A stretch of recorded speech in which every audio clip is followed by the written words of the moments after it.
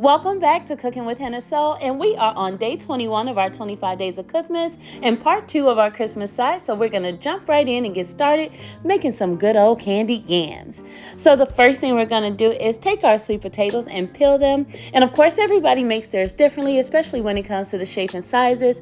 I like to keep mine in the circular shape, but of course you can do whatever you like at this point. But I'm going to cut mine into nice thick slices, maybe about a 1/4 inch thick.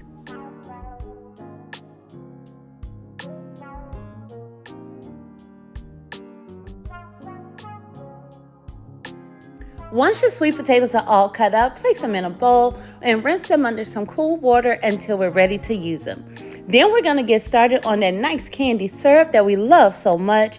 So the first thing you're going to do is add some butter to your skillet and let it completely melt. And as always, the full measurements and ingredients are going to be listed below in the description box so that you can make this at home. Then we're going to add in some brown sugar in sections. We're going to add our first cup and completely combine that before moving on and adding in that other 1/2 cup.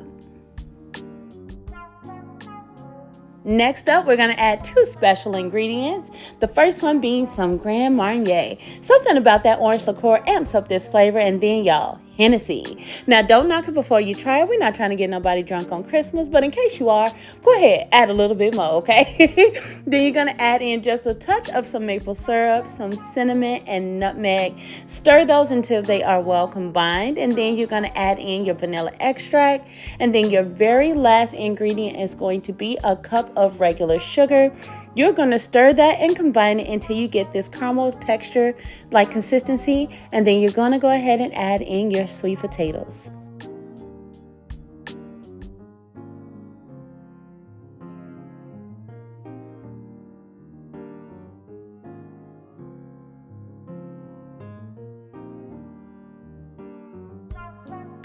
Once you filled your pot up with those sweet potatoes, go ahead and give it a quick little stir. You want to make sure all that caramel sauce is all throughout. And then we are going to cover this with a lid. You don't want to add any water because it's going to create its own. We're going to let these steam up, and we're probably going to test them after about 15 minutes just to make sure nothing is sticking. Then we're going to cover them back up and let them continue to cook.